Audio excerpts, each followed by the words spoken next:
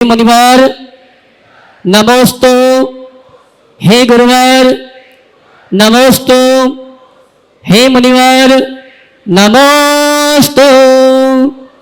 आज का यह पूरा सत्र गुरु आदेश से अपन आज जो जैन सीए फेडरेशन के तत्वाधान में ये है, सारे सीए यहाँ पर उपस्थित हुए, उन्हीं को ही प्रश्न के लिए भी आमंत्रित करूंगा। और पहला प्रश्न नीरज जी गुड्डू भैया जो रांची से अपने बीच में हैं, वे अपना प्रश्न महाराज जी चरणों में रखेंगे। नमोस्तु नमोस्तु नमोस्तु महर्षि। रांची के सारे लोग और मेरे परिवार की तरफ से नमोस्तु। जो आज के नए पीढ़ी के जो माँ बाप हैं, जो अब नए माँ बाप बन रहे हैं, वो काफ़ी परेशान और इम्पेशेंट हो जाते हैं। उनके लिए क्या बहुत अच्छी बात कही है। तुम्हारे जैसे जितने नए माँ बाप हैं ना, उनकी हालत खराब, और इसकी एक वजह है, वो है बच्चों की माँ। ज़्यादा बुरा नहीं मानना। और बच्चों की माँ इसलिए ऐसी है कि उनको लगता है कि बच्चा केवल उन्होंने पैदा किया, उनके सास ससुर ने तो पैदा ही नहीं किया। जो एक सोच है, सब चीज़ को यूट्यूब में देखना, नई नई इन्फॉर्मेशंस कलेक्ट करना और नए नए तरीके से प्रयोग करने के कारण अधीरता होती है। बच्चों के प्रति ज़रूरत से ज़्यादा चिंता करना परेशान करने वाला है। मैं तो ये कहूँगा कि सभी नव दंपतियों को अपने माता पिता से परामर्श लेना चाहिए, क्योंकि उनको अनुभव है। आज के माँ बाप तो एक आध बच्चे में ही तृप्त हो जाते हैं, पर अपने बाप दादाओं को देखो, दो दो चार चार बच्चों का अनुभव उनके पास है। तो नौ दंपतियों से ज़्यादा अच्छा अनुभव पुरानी पीढ़ी के लोगों को है, तो उनके अनुभवों का लाभ लेना चाहिए और उसका फ़ायदा उठाना चाहिए। अगर उनके अनुभवों का लाभ ले तो चीज़ें अपने आप ठीक हो सकती। और आजकल हमारे देखने में ऐसा आ रहा है, तुम्हारे यहाँ तो ऐसा नहीं होता, लेकिन ज़्यादातर ऐसा देखने में आता है कि बच्चों को माँ बाप के अतिरिक्त और किसी का साथ नहीं मिलता। बच्चों को बच्चे नहीं मिलते, माँ बाप का भी समय आधा अधूरा मिलता है, वो आयाओं के साथ रहते हैं। और पहले अनेक बच्चे होते थे तो लाड बढ़ जाता था, अब एक मुश्किल से दो तो चीज़ें गड़बड़ा जाती, तो उससे अव्यवस्थाएं बहुत होती। इसलिए पुराने लोगों के अनुभवों का लाभ उठाते हुए, उनकी बात को ध्यान में रखते हुए इस तरह का काम करें तो बहुत अच्छा होगा। एक बार एक दंपति आए, वो अपने बच्चे को लेकर बहुत चिंतित थी, साथ में उनके सास ससुर भी थे, माता पिता थे। तो मेरे सामने ही उनने कहा, महाराज जी इनको समझाओ। ये अपनी बहू की तरफ इशारा करते हुए कही कि महाराज जी इसको देख के ऐसा लगता है कि जीवन में केवल इसने ही बच्चा किया है, ये एक में परेशान है, हमने तो चार चार किया है, हमें कोई परेशानी नहीं। इनको थोड़ा हम लोगों के अनुभवों का लाभ लेना चाहिए, लेकिन आजकल की पीढ़ी हम लोगों की बातों को सुनना कम पसंद करता है। हमें इन बातों पर बहुत गंभीरता से ध्यान देना चाहिए, और यदि ऐसे अनुभवों का लाभ लें तो परेशानी कम है। सीए पवन जी जैन और तैयार रहेंगे सीए अरुण जी जैन। गुरुदेव के चरणों में हम सबका नमोस्तु नमोस्तु नमोस्तु। मेरा नाम पवन जैन है, मैं इंदौर में 14 साल से इस बिज़नेस प्रोफेशन में हूँ महाराज जी।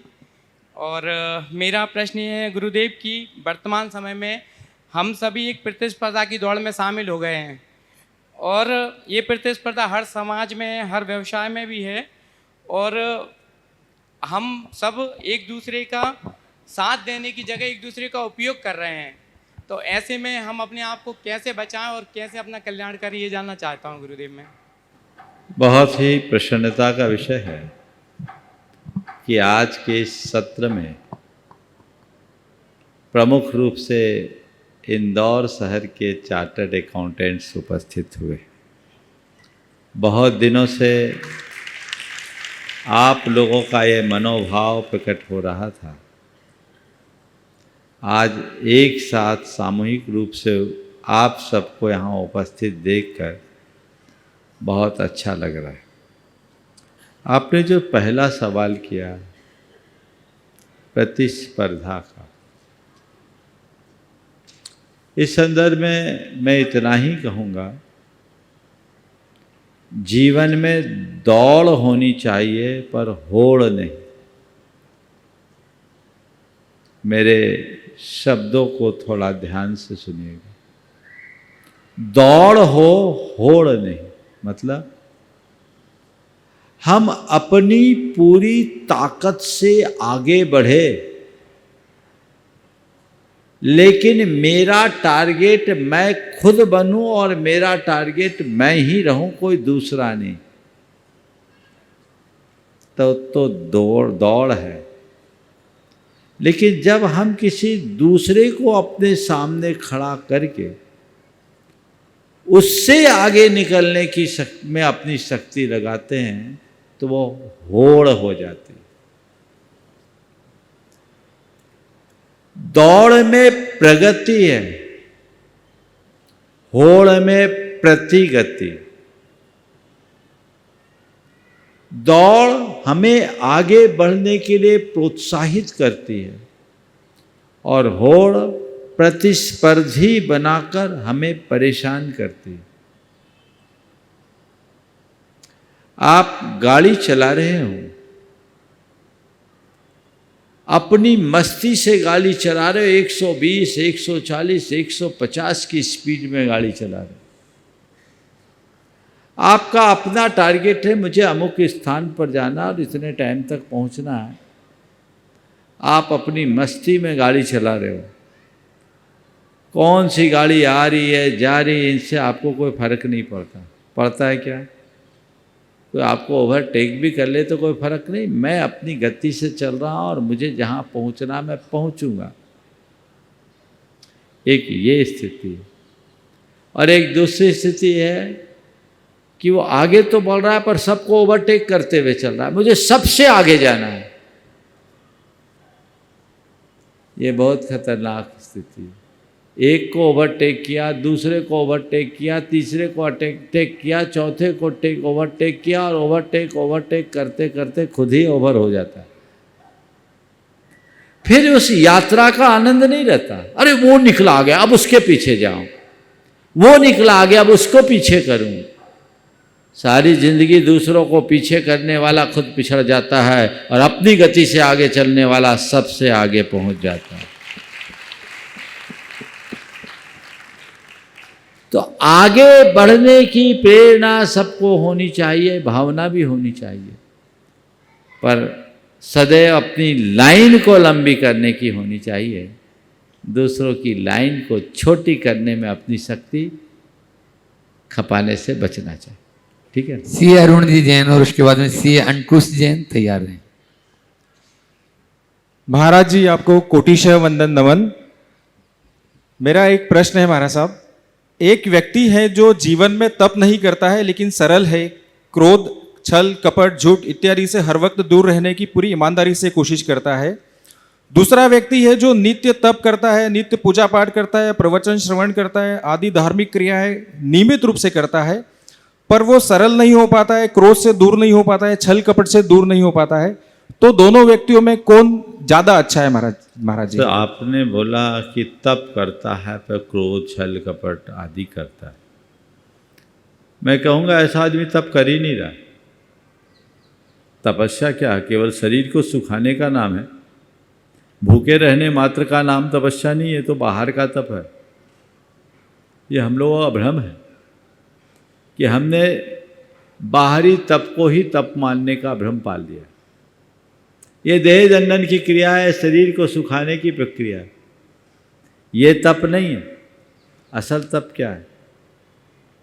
असल तप है मन में प्रसन्नता, सहजता, सरलता, क्षमा, धृति, करुणा जैसे गुणों का उद्भावन।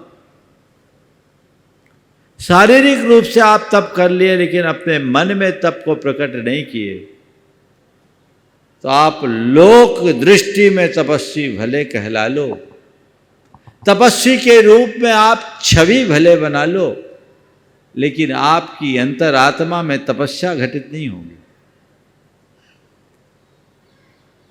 समझ गए? इसलिए अंदर की तपस्या को समझो, मानसिक तप करो। तो जो व्यक्ति अपने हृदय को सरल बनाकर मन में क्षमा करुणा जैसे गुणों को प्रकट कर रहा है, मेरी नज़र में उसे तपस्वी ही मानना चाहिए। समझ गए?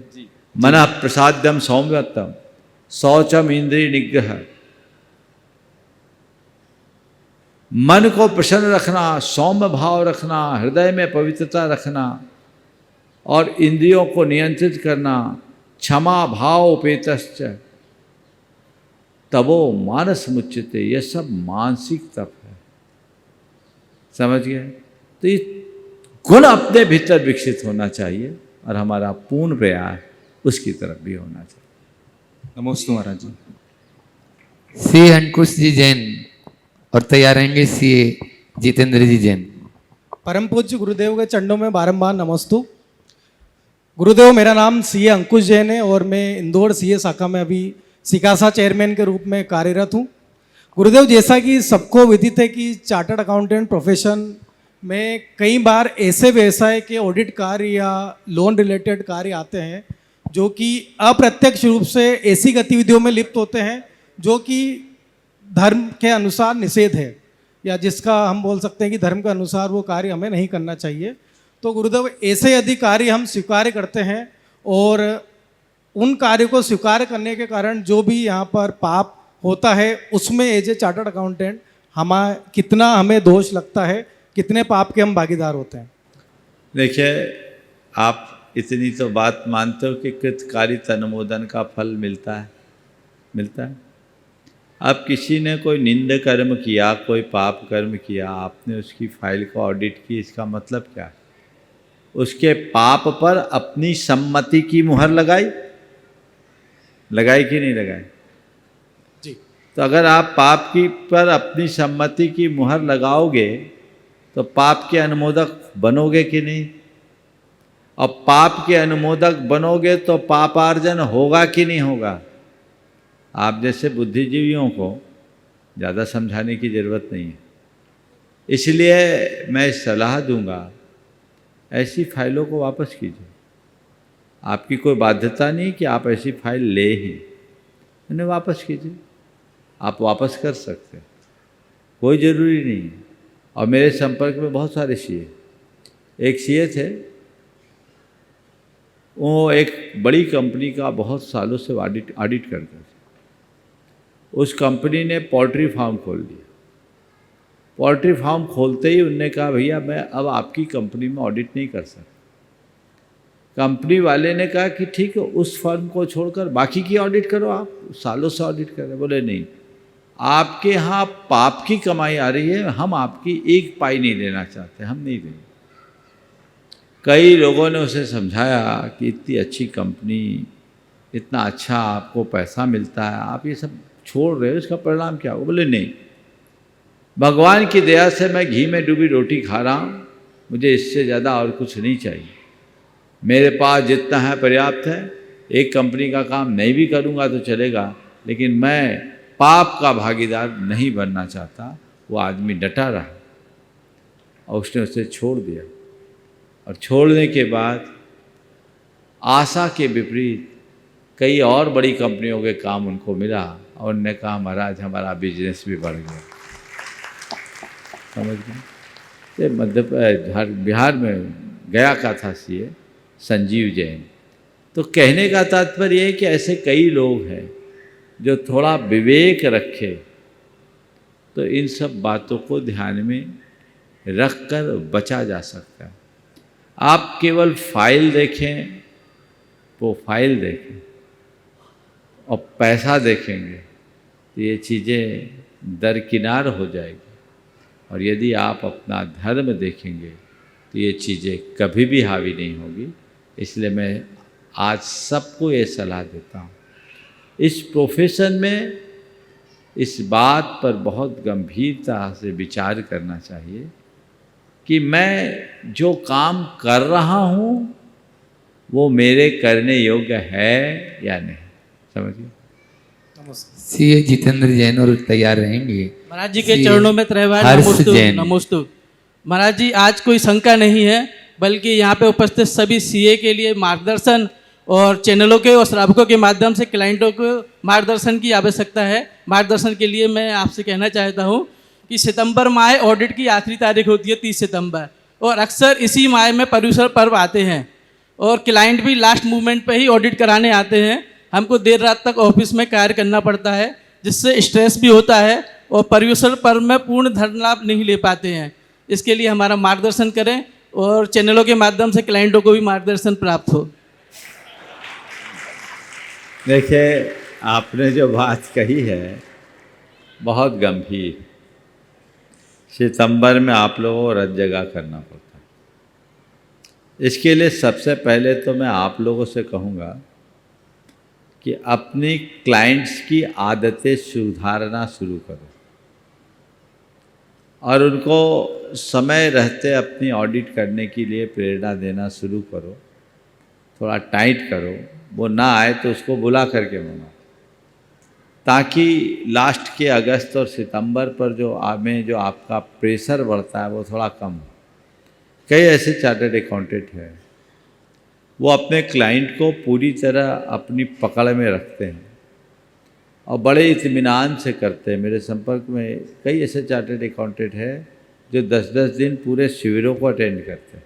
अब यहाँ आप देखिएगा, वो चार्टर्ड अकाउंटेंट जिनके यहाँ अनेक सीए भी काम करते हैं, बड़ी बड़ी फर्में हैं, लेकिन वो यहाँ पर आपको शिविर में मिलेंगे।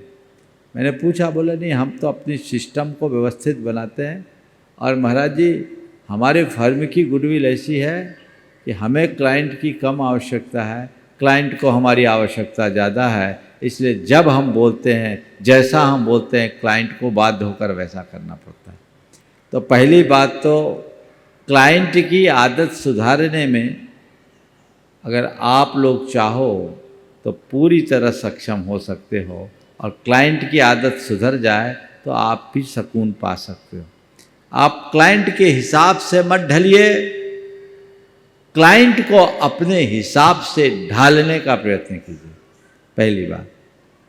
दूसरी बात, सारे लोगों से भी मैं कहूँगा, भैया पूरा साल पढ़ा है, पेंडिंग क्यों छोड़ते हो? सरकार तुम्हें मार्च का अवसर, 1 अप्रैल से नया सेशन चालू होता, अप्रैल, मई, जून, जुलाई, अगस्त, 5 महीना दे रही, सितंबर, 30 सितंबर, 6 महीना। इसका दुरुपयोग क्यों करते? समय पर काम करने की आदत डालिए ताकि कोई भी अतिरिक्त प्रेशर आप पर ना आए। ये आदत डालना चाहिए। बहुत सारे ऐसे प्रतिष्ठान हैं जो सब काम समय पर करते हैं, और जो समय पर काम करने के आदी होते हैं वही समय के साथ आगे बढ़ पाते हैं। जो समय पर काम नहीं करते, इसका मतलब उनकी कोई प्राथमिकताएं नहीं है और कोई कमिटमेंट नहीं है। जिनकी प्रायोरिटी नहीं, जिनके कमिटमेंट्स नहीं, वो कैसे ग्रोथ करें?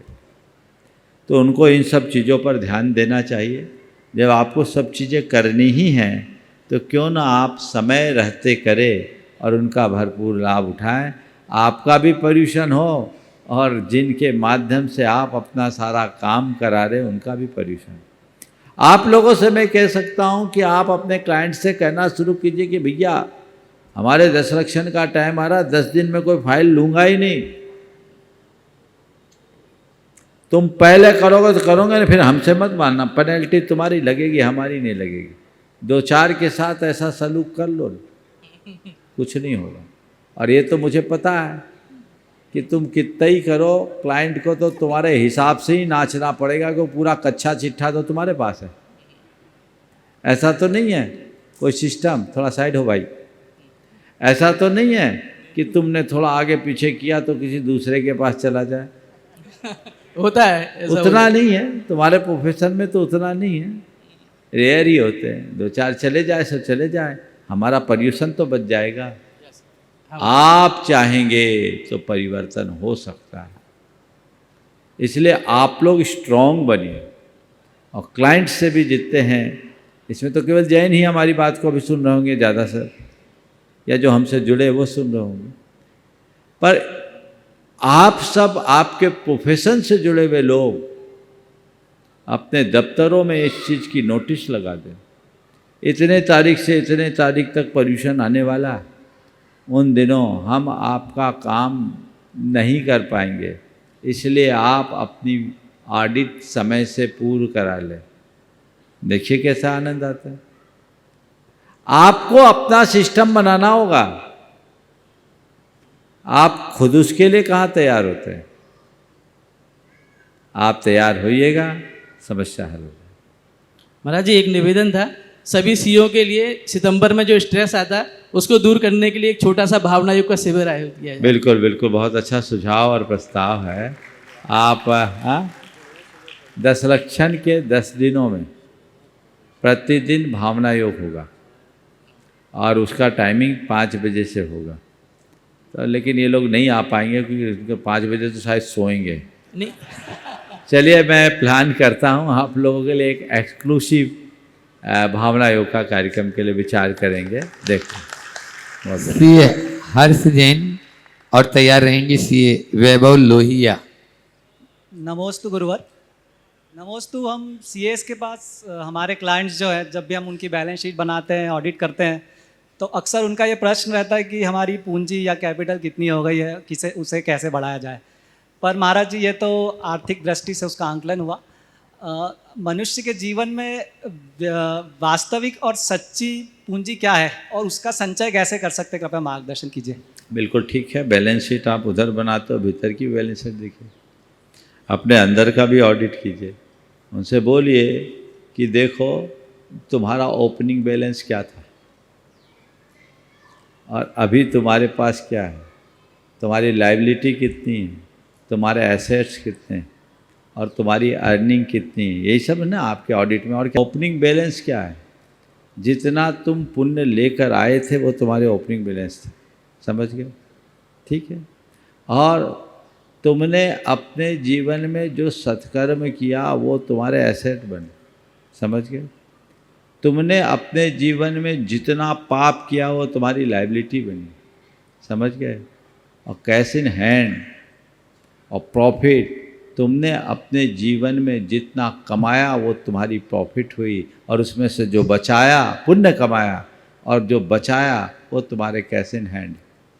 उसको देखना है कि हम अपने जीवन में जितना संचित लेकर आए उससे ज़्यादा अर्जित करके जा रहे हैं कि नहीं, ये देखना चाहिए। हमने जीवन में पुण्य को भोगा अधिक है या पुण्य को कमाया अधिक है, ये देखना है। यदि पुण्य को भोग रहे हैं तो हमारी बैलेंस शीट माइनस में जा रही है, चिंता की बात है। आगे भिखारी बनना तय है, दिवालिया बनोगे। और पुण्य के फल को त्याग रहे हैं तो पाप से बच रहे हैं, हमारी बैलेंस शीट आगे बढ़ रही है। ऐसा दृष्टिकोण अगर अंतरंग में बन जाए, जीवन धन्य। सीए वैभव लोहिया और तैयार रहेंगे सीए अंकित जैन। गुरुदेव के चरणों में बारंबार नमस्तु। गुरुदेव, सीए बनने के बाद 2008-9 में दमोह में आचार्य श्री के दर्शन के दौरान शाकाहार बैंक पर आचार्य श्री के विचार सुने। आचार्य श्री जी ने बैंकों से मिलने वाली आय, जो कि बैंकों द्वारा हिंसक व्यापार से भी अर्जित की जाती है, पर हिंसा का दोष बताया। तो गुरुदेव, मेरा प्रश्न है कि बैंकों से जो आय ब्याज हम अर्जित करते हैं, जहां बैंक हिंसा जैसे बिजनेस में से भी आय कमाते हैं, तो ऐसी बैंक आय ब्याज पर क्या हिंसा का दोष हमें भी लगता है? ऐसे बैंकों में धार्मिक ट्रस्ट और मंदिरों के भी खाते होते हैं और हम चार्टर अकाउंटेंट बैंकों का ऑडिट भी करते हैं, तो क्या बैंक ऑडिट से हम चार्टर अकाउंटेंट को भी हिंसा का दोष लगता है? कृपया संज्ञान। देखिए, बहुत ही गंभीर सवाल आपने उपस्थित किया है और ये बहुत बड़ा सच है कि बैंकों में जो आप निवेश करते हैं उससे जो इंटरेस्ट प्राप्त करते हैं वो कहीं ना कहीं पाप से अर्जित कमाई होती है।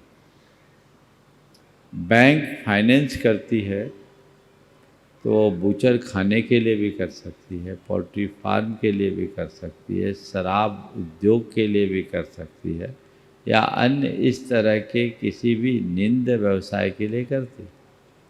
और उनसे वो इंटरेस्ट लेती है, तब आपको इंटरेस्ट देती है। तो बैंक से जो आपकी अर्निंग है वो कहीं ना कहीं परोक्ष रूप से पाप की अर्निंग तो है। और ये मैं मानता हूँ कि ये भी बहुत दुर्भाग्यपूर्ण है कि ऐसे पाप की अर्जित संपत्ति से भगवान का अभिषेक हो रहा है। पर मामला वित्तीय है और कोई व्यवस्था अनुकूल न बन पाने के कारण सारे ट्रस्टों और मंदिरों का पैसा बैंकों में रहता है, बैंकों में ही सुरक्षित है।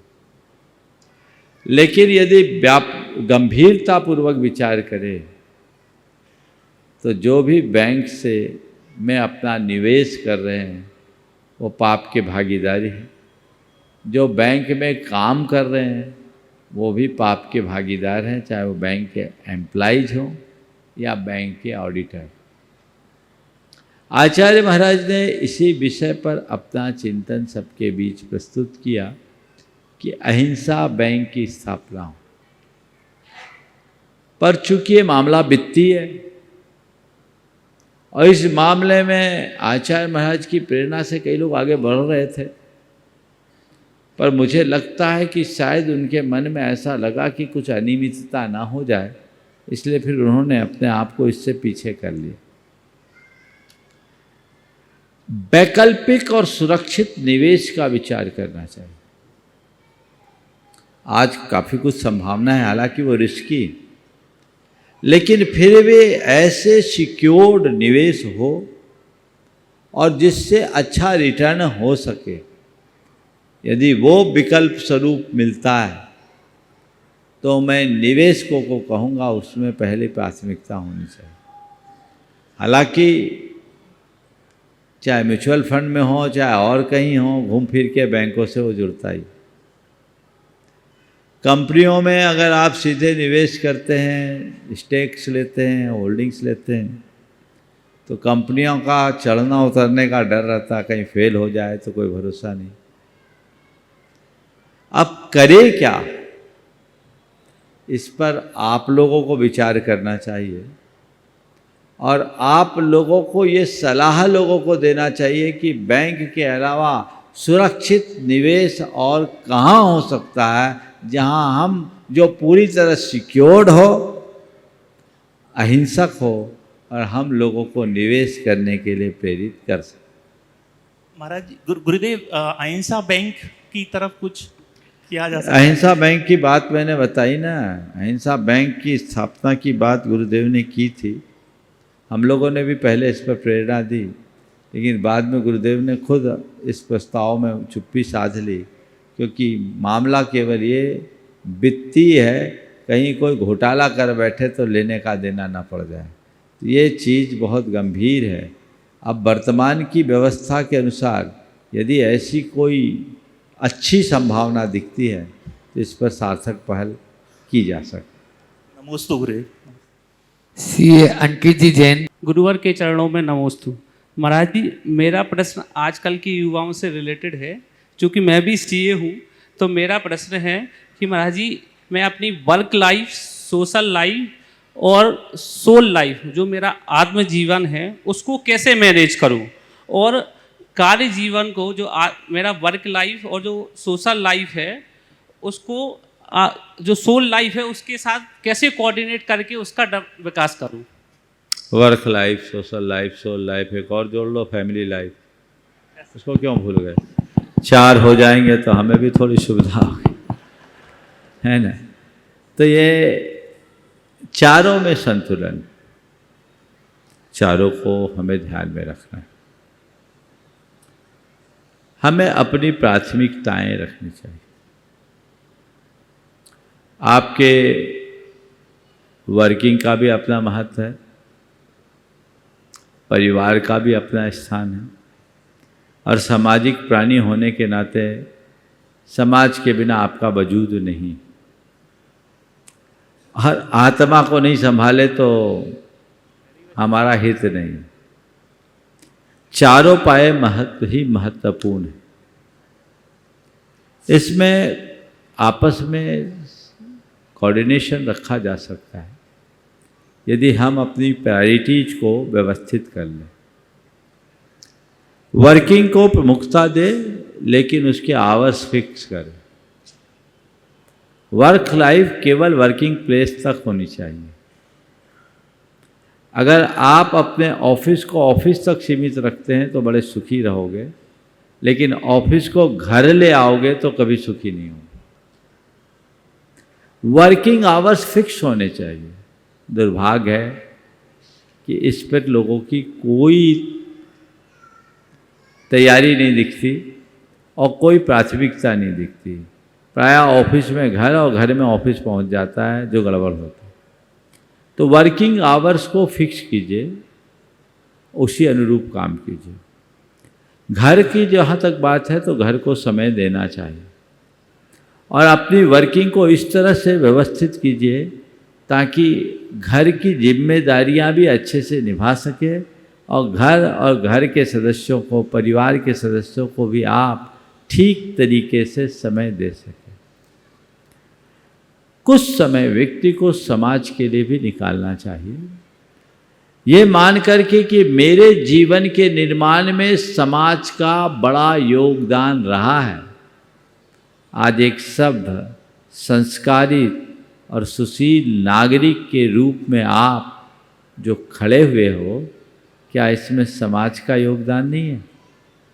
अगर सामाजिक दबाव नहीं होता या सामाजिक संस्कार और सरोकारों से जुड़ाव नहीं होता तो आप एक चार्टर्ड अकाउंटेंट की तरह खड़े ना होकर न जाने किस रूप में होते।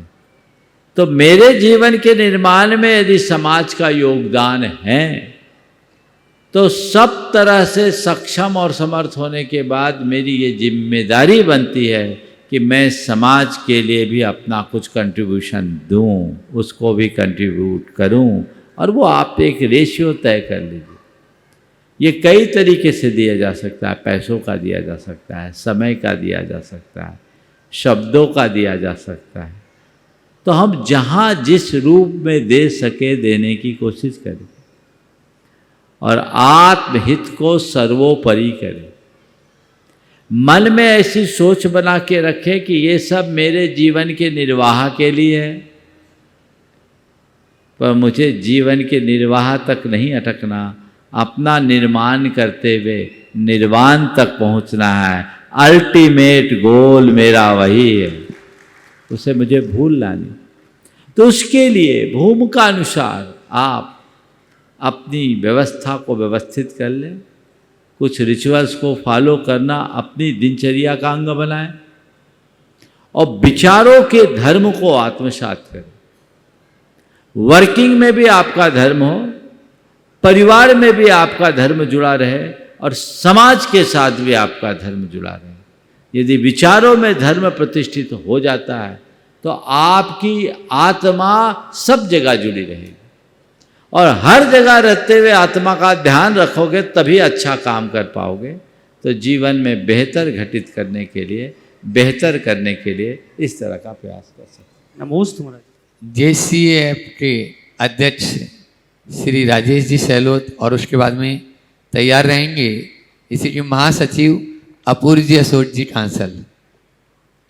पूज्य महाराज श्री के चरणों में शत शत नमोस्तु। महाराज श्री, मैं जैन CA फेडरेशन मालवा का प्रेसिडेंट होने के नाते बहुत खुश हूँ आज कि आपके चरणों में सैकड़ों सदस्य हमारे संगठन के सब परिवार मौजूद हैं और आपने हमें ये अवसर प्रदान किया, उसके लिए मैं बहुत बहुत आभारी हूँ। गुरुदेव, मेरा प्रश्न ये है कि पूर्व में बंधे हुए पाप कर्मों को काटने का कारगर उपाय क्या है? और दैनिक जीवन में गुरुदेव रोज पाप हम कर रहे हैं, खास करके मैं स्वयं को गिनूँ तो मैं भी कर रहा हूँ। उदाहरण के लिए सामूहिक रूप से किसी का उपहास करना, किसी को अपमानित कर देना, या जैसे हमारे क्लाइंट्स आते हैं गुरुदेव तो वो ये बोलते हैं कि भाई हमारे टैक्स को घटाओ, हमारा टैक्स बन रहा है 5 लाख रुपए, हमारे पास तो 1 लाख ही भरने को। तो डेली बेसिस पे हम लोगों को काफ़ी फिगर्स में एडजस्टमेंट करना पड़ते हैं गुरुदेव। तो ये भी पाप पड़ रहा है हमें, लेकिन पाप करते हुए हमें एहसास नहीं होता है गुरुदेव कि हमने आज दिन भर में कितने पाप किए। तो उसको जाने कैसे और उसको त्वरित उसका निराकरण कैसे करें गुरुदेव, ये मेरा छोटा सा प्रश्न है। बहुत अच्छा सवाल है। देखिए, सबसे पहली बात,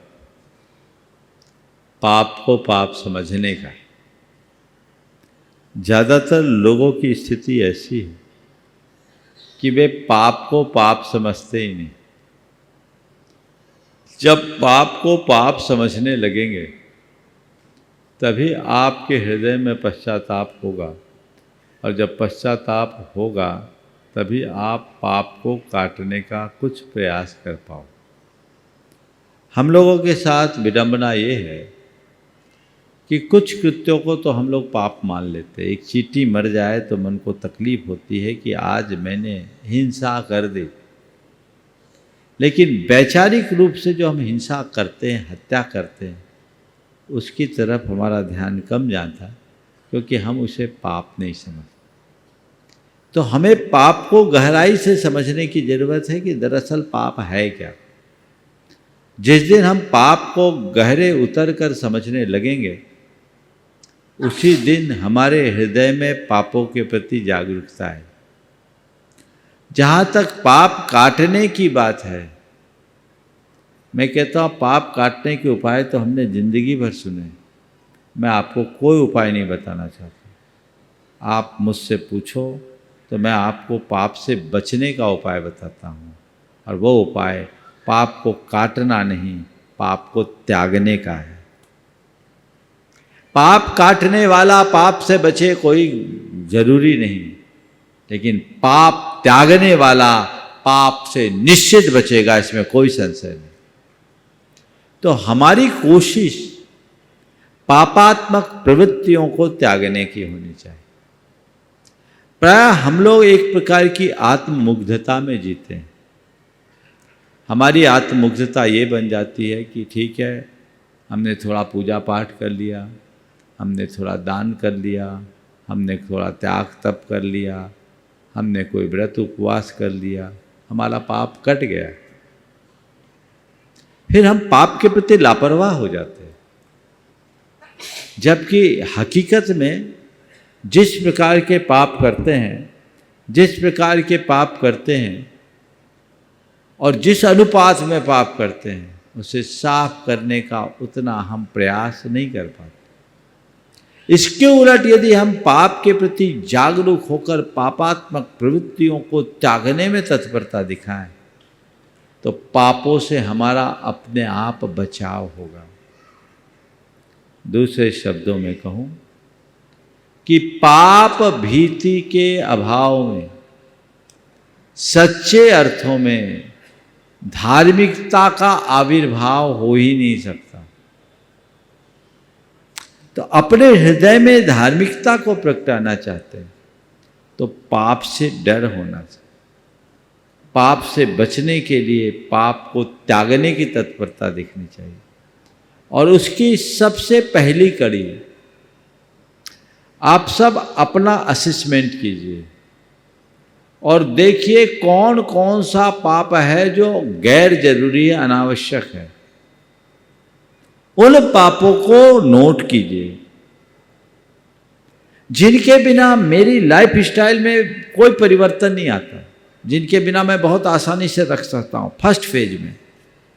उनको आप अंकित कीजिए और पहले चरण में आप उनका भर परित्याग कीजिए। मैं आप सबसे कहता हूँ, आप घर जा कर के 10-15 मिनट का समय देना और अपनी डायरी में नोट करना कि कौन कौन सा पाप ऐसा है जिसके बिना मैं रह सकता हूँ। आप पाओगे जरूरी पाप कम, गैर जरूरी पाप ज्यादा है। इससे बचाव हो गया, उनको त्याग दो। तो जो लबादा हम पाप का लपेटते हैं उनसे बच पाएंगे। और ये अगर हृदय में आ गया तो धीरे धीरे धीरे धीरे अन्य पापों के प्रति भी जागरूकता होगी। तो पहले गैर जरूरी से बचे, फिर जरूरी को हम कम करें, और कम करते करते करते पाप से निष्पाप होने का रास्ता अंगीकार करें। जीवन का पथ तभी और तभी प्रशस्त होगा। जैन सीए फेडरेशन के महासचिव अपूर्व जी कासल, वे अपना प्रश्न रखें। नमस्ते गुरुदेव। अपूर्व जी हमारे महासचिव प्रश्न पूछे हैं, उसकी पहले मैं निवेदन करना चाहूँगा, आज इनका जन्मदिन भी है गुरुदेव, आप इनको जरूर आशीर्वाद प्रदान करें। बहुत सुंदर। गुरुवर के चरणों में बारंबार नमोस्तु, एलक जी के चरणों में इच्छामी। गुरुवर, अक्सर ऐसा होता है कि ड्यू डेट जब होती है 31 जुलाई, जब अक्सर ऐसा होता है कि ड्यू डेट 31 जुलाई, 30 सितंबर, जब हम काम में बहुत बिजी होते हैं, ऑफिस में काफ़ी लेट रुकते हैं, इस समय पे कितनी बार ऐसा होता है कि हमारे क्लाइंट, ऑफिसर, घर वाले, स्टाफ हमसे कुछ बोलते हैं, लेकिन हम काम में इतने व्यस्त होते हैं कि हमें इनको कभी कभी कुछ बहाना देना पड़ता है, झूठ बोलना पड़ता है। ये हम इंटेंशनली नहीं करते हैं, लेकिन हमारा जो काम चल रहा है उसको सुचारू रूप से करते रहें। परिवार वालों को हम झूठ बोलते हैं काम के लिए, क्लाइंट हमको फ़ोन करता है, हम उनको झूठ बोलते हैं। क्या हमें इससे दोष लगता है और इसको हम कैसे आगे मैनेज करें? एक वाक्य में उत्तर देना चाहूँगा। धंधे के लिए झूठ बोलना चलेगा, पर झूठ का धंधा नहीं चलेगा। समझ गए? मैं समझता हूँ ज़्यादा बोलने की आवश्यकता नहीं। नमस्ते गुरुदेव। अगला सीए अंकित जी जैन, सीए सुमित जी बढ़जात्या। नमोस्तु गुरुद्वार। नमोस्तु। कहते हैं कि किसी भी एक मजबूत रिश्ते के लिए आपसी समझ और संवाद जरूरी होता है, लेकिन इसमें कभी किसी विषय पर तुलना करने या उदाहरण देने से कभी कभी रिश्तों में खटास या दरार पैदा हो जाती है। ऐसा क्यों? कृपया मार्गदर्शन। देखिए, अपने रिश्तों को अच्छा बनाए रखने के लिए आपसी समझ तो बहुत ज़रूरी है, लेकिन तुलना करना अच्छी बात नहीं। हमें कंपैरिजन की जगह कॉम्बिनेशन पर ध्यान देना चाहिए। जब भी हम कंपैरिजन करते हैं तो कई बार सामने वाले के मन को आघात पहुंचता है और उसे लगता है कहीं मुझे कमतर आंका जा रहा है, तो वो उसके ईगो को भी चोट पहुंचाती है। इससे संबंधों में खटास होगी। हम तुलना करें क्यों? इसकी अपेक्षा हम एक दूसरे को इनकरेज क्यों नहीं करते और आपस में सामंजस्य बिठाने की कोशिश क्यों नहीं करते? तालमेल बना करके चलेंगे तो कभी भी खटास नहीं हो, और एक दूसरे से तुलना करेंगे तो सिवाय खटास के कुछ नहीं हो। तो कंपैरिजन से क्लेश बढ़ता है और कॉम्बिनेशन बनाने में प्रेम, इसलिए हम कंपैरिजन की जगह कॉम्बिनेशन पर ध्यान दें। नमोस्तु। सीए एना कांसल। मुनिश्री जी के चरणों में बारंबार नमोस्तु, छुल्लक जी के चरणों में इच्छामी। महाराज श्री, मेरा प्रश्न है कि एक परफेक्ट माँ, बेटी, बहू, पत्नी बनना, पूरी तरीके से परफेक्ट बनना बहुत मुश्किल है। घर का संभालना, बाहर का संभालना, साथ ही साथ सबको खुश रखना। तो मैं आपसे ये समाधान चाहती हूँ कि एक लड़की का जीवन में लक्ष्य क्या होना चाहिए? बहुत अच्छी बात है। इतने सारे सीए जाए हैं, पहली महिला का नंबर आ पाए, जबकि मेरे ख्याल से इंदौर में होगी 25-30% तो कम से कम होगी आप लोगों से, है ना? हाँ, 40% है।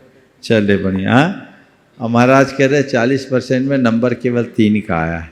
महाराज जी, महामंत्री की वाइफ है। अच्छा, चलिए स्पेशल कोटा में आई होंगे फिर तो।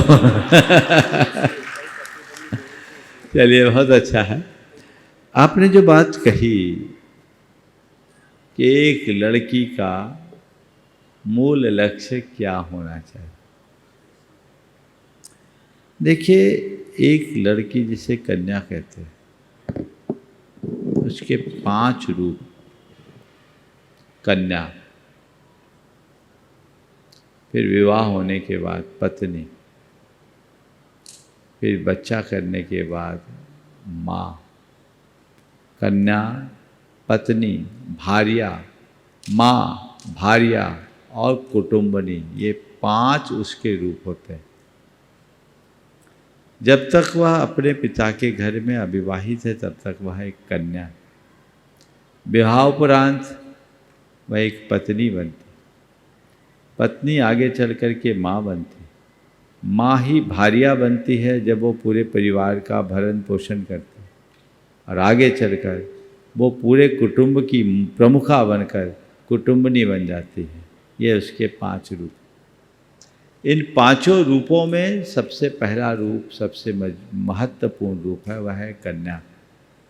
एक कन्या में जब आदर्श कन्या के गुण समाहित हो जाते हैं तो आगे चल कर के वह पत्नी बनने पर आदर्श पत्नी का रूप धार सकती है, अच्छी माँ बन सकती है, कुशल भारिया बन सकती है, और एक प्रबुद्ध कुटुंबनी के रूप में, एक प्रौढ़ और अनुभवी कुटुंबनी के रूप में अपनी भूमिका निभा सकती। तो सबसे पहली जरूरत है एक कन्या में कन्या के गुणों को आरोपित करना, और वो कन्या के मुख्य रूप से 4 गुण हैं जो उसके अंतस में पूरी तरह से बैठना चाहिए। उसमें सबसे पहली बात पाप भीरुता, दूसरी बात धर्मशीलता, तीसरी बात संस्कारशीलता, और चौथी बात मर्यादा का बोध। पाप भीरुता, धर्मशीलता, संस्कारशीलता और मर्यादा बोध, ये 4 अगर किसी कन्या में आ गई तो सब चीज़ें आ जाए, फिर उसे आगे कुछ कहने की जरूरत नहीं होगी। दुर्भाग्य ये है कि आजकल इन सब बातों को गौण किया जा रहा है। एक कन्या में कन्योचित गुणों के विकास की जगह उसे दूसरे तरीके से आगे बढ़ने को प्रोत्साहित किया जा रहा है।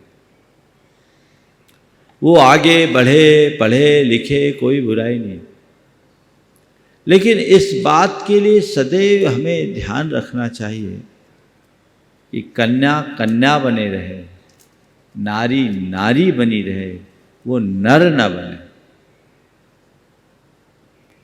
नारी जब तक नारियोचित गुणों से मंडित रहेगी वो नारी बनी रहेगी, और जब तक समाज में नारी है तभी तक समाज सुरक्षित है। जैसे हमारे शरीर में नाड़ी का रोल होता है ना, जब तक नाड़ी है तब तक हमारा शरीर सुरक्षित है, नाड़ी की व्यवस्था खत्म तो शरीर खत्म। ऐसी समाज में जब तक नारी है तब तक समाज सुरक्षित है। समाज से जिस दिन नारी गायब होगी समाज छत विक्षत हो जाए। इसलिए मैं अक्सर कहता हूँ नारी समाज की नाड़ी है, पर ये तभी होगा जब नारी नारी बनी रहे, वो नर बनने की होड़ में न लगे। नर के बराबर काम करना कोई बुरा नहीं है, लेकिन उसे नर बनने की आवश्यकता क्या है? क्या नारी अपने आप में कहीं कम है? तो वो चीजें होनी चाहिए, नारियोचित गुणों का पालन होना चाहिए। जहाँ तक उसका कामकाजी होना, पेशेवर होना, वो बने, पढ़ लिख कर अगर जरूरत है तो वो करे, लेकिन उसकी अपेक्षा वो सब इस बात को ध्यान में रखे कि अपने परिवार को पालना, बच्चों को पालना, घर चलाना भी मेरा एक बड़ा जॉब है, मैं इसे ना भूलूं। कामकाज जब मुझे जरूरी है तो मैं करूं, केवल मैं पैसे कमा करके सुखी नहीं रह सकता। और एक बात आप लोगों को ध्यान रखने की, पुरुष बड़े बड़े प्रावधान प्रस्तुत कर सकता है, पर घर की आंतरिक व्यवस्था का संचालन एक नारी जितने अच्छे से कर सकती है, इन लोगों के बस की नहीं। तो यदि कोई पढ़ी लिखी नारी एक गृहिणी के रूप में भी जी रही है तो उसे इसका गर्व होना चाहिए, क्योंकि वो घर का जो संचालन कर रही है वो कोई छोटा मोटा काम नहीं है, ये एक बहुत बड़ी जिम्मेदारी निभा रही है जो एक बड़े जॉब की तरह देखना चाहिए। और समाज का भी नज़रिया बदलना चाहिए। आप लोग वर्किंग को तो महत्व देते हैं और कोई गृहिणी बनकर अच्छा हाउस वाइफ है माने कोई जेल में चल रही है, ये सोच बदलिए। और परिवर्तन आ रहा है। मेरे संपर्क में ऐसी अनेक महिलाएं हैं जिन्होंने बड़े बड़े एमएनसीज की जॉब को ठुकराया है। वो कहती कि जब हम जॉब करते थे हर महीने में पैसे आते थे, हम ज्वेलरी और कपड़े खरीदते, हमारा बैंक बैलेंस बढ़ता, मन में खुशी होती, लेकिन हम अपने बच्चों और परिवार को समय नहीं दे पाते। और आज वो पैसे भले हमारे पास नहीं हैं, पर जब हम अपने बच्चों को और परिवार को अपने साथ देखते हैं तो वो खुशी इन पैसों की अपेक्षा बहुत ऊपर है। ये फीलिंग यानी तो इन सब बातों को देख करके काम करें। और यदि कोई के पास ऐसी व्यवस्था है कि घर परिवार की जिम्मेदारी निभाते हुए भी काम कर सके तो कोई हानि नहीं है, वो करे, आगे बढ़े। सीए अमर जैन और उसके बाद में तैयार रहेंगी सीए सुयस बाटलीवाल। महाराज जी के चरणों में नमोस्तु। महाराज जी, आजकल देखा जाता है चाहे वह परिवार हो चाहे कोई व्यापार हो, उसमें लोग एकत्र और एकल के रूप में काम करते हैं। जैसे कि व्यापार में प्रोप्राइटरी फर्म्स हो जाएं या परिवार में एक छोटा परिवार हो जाता है, एक छोटी फैमिली के रूप में ज़्यादा पसंद करते हैं। तो हम एज युवा के प्रति हम जानते हैं कि संगठन में शक्ति होती है और संगठन में ही सब जो लोगों का फ़ायदा होता है। तो हमें ऐसे कौन से गुण प्रेषित करने चाहिए अपने अंदर और अपने समाज के अंदर, जिससे कि हम सबको लेकर आगे बढ़ सकें। नमस्ते। देखिए, ये सवाल आज के समय में बड़ा जटिल, क्योंकि सिस्टम ही ऐसा हो गया कि सब इंडिविजुअल कैपेसिटी से आगे बढ़ना चाहते हैं। कोशिश ये होनी चाहिए कि हम एक दूसरे के साथ मिलजुल करके आगे बढ़ें, लेकिन ये तभी संभव होगा जब आपसी समझ अच्छी हो। आजकल उसका अभाव दिखता है। तो इसके संदर्भ में मैं इतना ही सुझाव देना चाहूँगा, यदि समझ अनुकूल है तो साथ चलो, और दिखता है कि हमारी सोच टकराने वाली है तो अलग रह करके भी साथ रहो। साथ चलना अच्छी बात है, साथ निभाना और अच्छी बात है। मैं क्या कह रहा हूँ, थोड़ा अच्छे से समझिए। साथ चलना अच्छी बात है, साथ निभाना और अच्छी बात है। मैं ऐसे बहुतों को देखता हूँ जो साथ चलते हैं पर साथ निभा नहीं पाते, और बहुत से ऐसे लोग हैं जो साथ भले न चले साथ निभाने को तत्पर। समझ गए? इसलिए साथ ही साथ निभाना, ये बात हमेशा ध्यान में रखना। नमस्ते महाराज। सीए सुयस बाटलीवाल। महाराज जी के चरणों में नमोस्तु। महाराज जी, मेरा प्रश्न ये है कि एक सीए का समाज के प्रति क्या योगदान होना चाहिए और क्या हो सकता है? वो क्या ऐसा करे कि वो समाज से जुड़ सके, एक युवा सीए? देखिए, सीए तो हमारे समाज का सबसे प्रबुद्ध वर्ग है ना। आप लोग बहुत छटे छटाए लोग हैं। एक ज़माने में तो 3% रिजल्ट होता था, आजकल शायद कुछ बढ़ गया है। कितना हो गया? 17%। चलो अच्छा, ज़्यादा लोगों का उद्धार हो रहा है, ज़रूरत भी है। तो फिर भी मैं ये कहूँगा कि सीए हमारे समाज का कोई साधारण वर्ग नहीं है, ये समाज के प्रबुद्धतम लोगों के समूह में एक है। तो जब प्रबुद्ध लोग समाज के प्रति जिम्मेदार होते हैं तो समाज अपने आप प्रगति करता है। तो मैं सभी सीएस से कहूँगा कि वे अपने प्रोफेशंस के साथ साथ समाज को आगे ले चलने में अपना योगदान दें, समाज को आगे बढ़ाने में अपना योगदान दें, और जो कर सके करें। और मैं तो आप लोगों से ये कहूँगा कि हमारे समाज के जो बच्चे सीए बनना चाहते हैं, प्रिपरेशन करना चाहते हैं, बहुत सारे सीए ऐसे हैं जो आजकल सीए का प्रोफेशन करने की जगह कोचिंग वगैरह चलाते हैं। वो उनको सपोर्ट करे, उनको आर्टिकलशिप के लिए सपोर्ट करे, और ऐसा कुछ एक ग्रुप बनाए कि आप उनको अन्य प्रकार की व्यवसायिक सलाह भी दे सकें, क्योंकि हमारे समाज में बहुतों के साथ ऐसी स्थिति है कि उनको कोई नेक सलाह देने वाला नहीं है, वो बड़े कन्फ्यूज हैं। तो सही सलाह के अभाव में वे कुछ नहीं कर पाते। एक आप लोगों ने बहुत अच्छा JCAF Jain CA chartered accountant forum जो आप लोगों ने गठित की है, बहुत अच्छी है। आप एक मंच पर आ गए, इससे अच्छी बात कुछ नहीं। लेकिन जिस मंच पर आए उस मंच के लिए हम क्या कर सकते हैं, हम तय करें, उसकी धीमी सही शुरुआत करें, परिणाम जरूर है। सीए विनम्र पाटोदी और गुरुदेव के चरणों में बारंबार नमोस्तु नमोस्तु नमोस्तु, चुल्लर जी के चरणों में इच्छामी।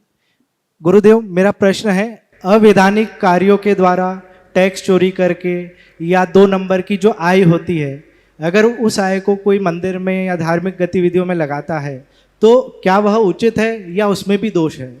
देखो, अनैतिक कार्य तो सर्वथा त्याज्य है, करना ही नहीं चाहिए। और अवैधानिक कार्य जो है उसका रास्ता दिखाने वाला कौन? हाँ, आप ही लोग हो। तो अब रहा सवाल अवैधानिक कार्यों का, हमें यथासंभव अवैधानिक कार्यों से बचना चाहिए। लेकिन आप लोग भी जितने भी अवैधानिक कार्य है वो सरकार की जितने भी कानून हैं, नियम हैं, उन्हीं के भीतर से रास्ता निकाल करके बताते। गलत तरीके से अगर कोई धन अर्जित कर रहा है, उस अर्जित धन का गलत कार्य में प्रयोग कर रहा है, तो दोहरी गलती है। और अर्जित धन का अगर अच्छे कार्य में प्रयोग कर रहा है तो अपेक्षाकृत कुछ तो अच्छा है। एक बार की बात, एक स्थान पर किसी योजना के लिए दान की बात हो रही थी और एक व्यक्ति उसमें एक राशि अपनी तरफ से देना चाहा। बहुत पुरानी बात है, 1992 की, और उस समय में उसने अपनी ओर से 1 लाख रुपया देने की बात। बाकी लोग 25-25 हज़ार रुपये इकट्ठे कर रहे थे। उस व्यक्ति ने कहा कि मैं अपनी ओर से 1 लाख रुपया देना चाहता हूँ, ये काम बहुत अच्छा है, हमारा श्री में देना चाहता हूँ। पर वो आदमी सुबह की शुरुआत शराब से करता था और उस इलाके का डॉन भी था। तो मैंने कहा, भैया ठहरो, तुम्हारी एक्सेप्टेंस समाज में है कि नहीं मैं सोचूंगा, फिर बताऊंगा। तो कमेटी के लोगों के मध्य मैंने चर्चा की, तो उसमें कुछ एडवोकेट्स भी थे। एक एडवोकेट साहब ने कहा, महाराज जी इनका पैसा लेना चाहिए, उनके और हमारे पैसे में कोई अंतर नहीं। सुनना बात का, वकील साहब थे, लीडिंग प्रैक्टिशनर थे। बोले महाराज इनका पैसा ले लेना चाहिए, उनके और हमारे पैसे में कोई अंतर नहीं, वो अपराध करते हैं और हम उनको बचाते हैं, पैसा तो दोनों का एक सा। तो आप अवैधानिक की बात करते हो, कहाँ कितना व्यापक है।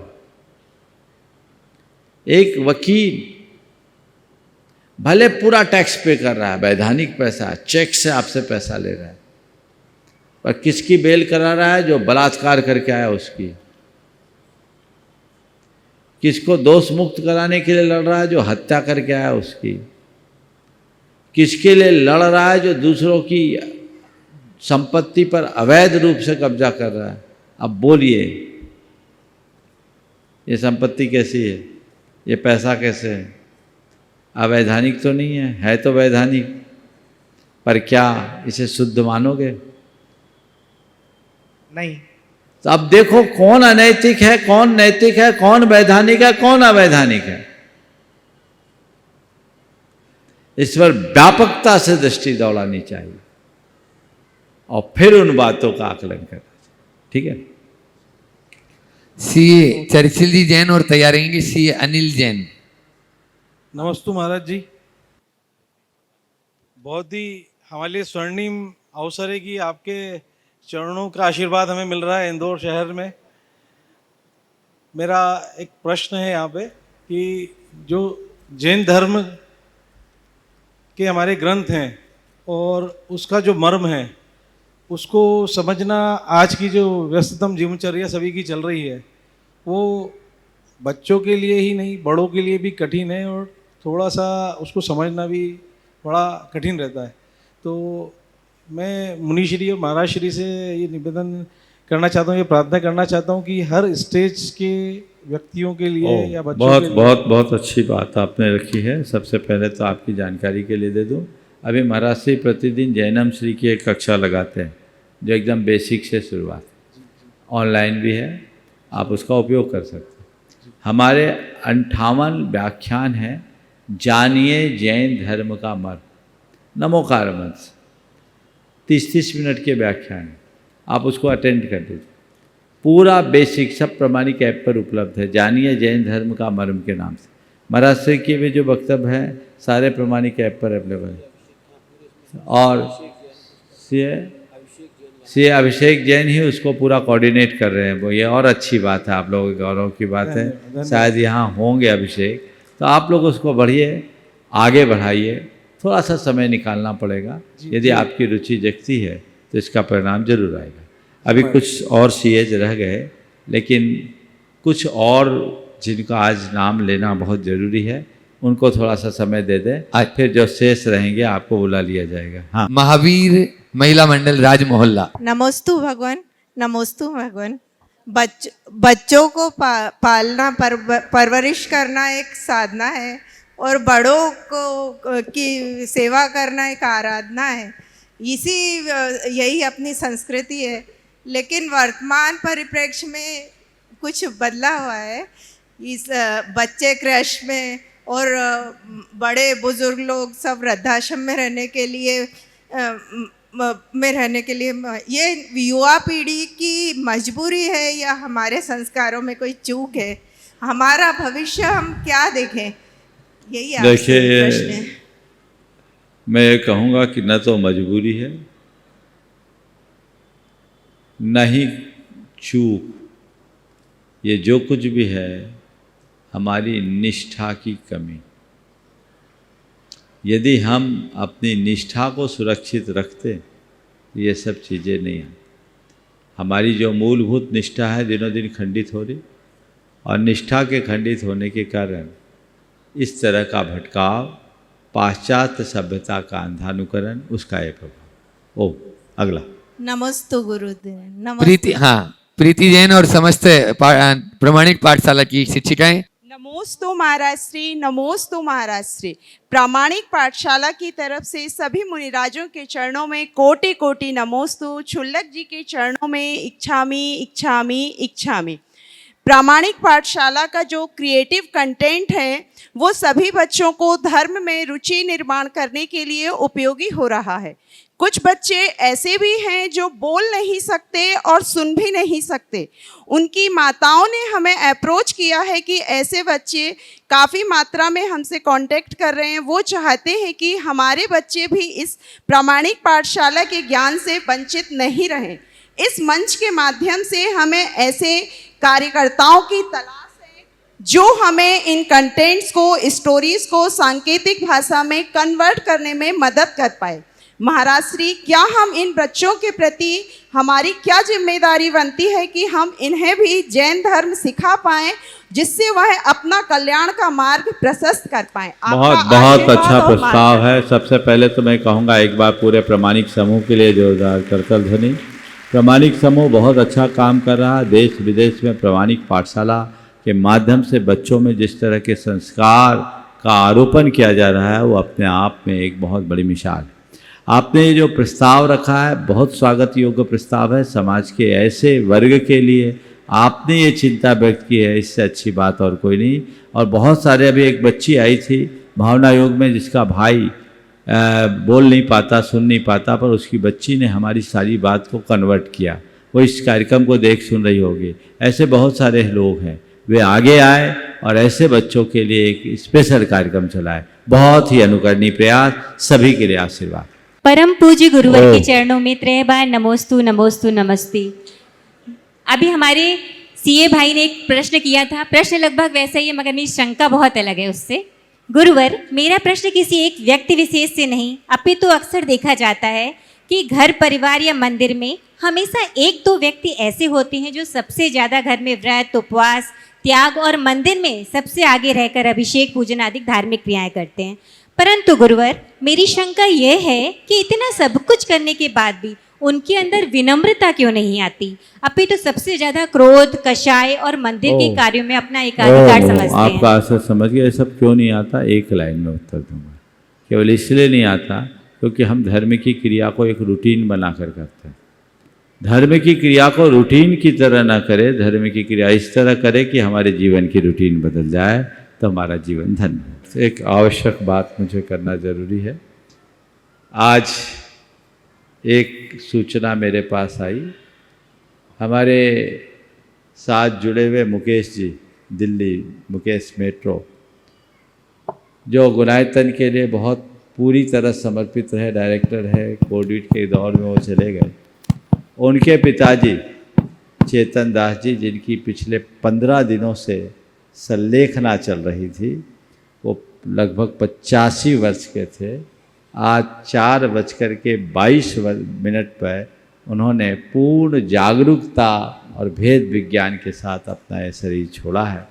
ये बहुत ही उत्तम कर्म किया और उनके लिए उनकी बहू और पोतों ने, कीर्ति और मृणाल, कुणाल, इन लोगों ने जो सेवा की वो अनुकरणीय है। ऐसी सेवा बहुत कम लोगों में देखी जाती है। और जब मैं दोपहर में स्वाध्याय कर रहा था तब हमने संबोधन भी दिया और बहुत जागरूकता के साथ उनने काम किया।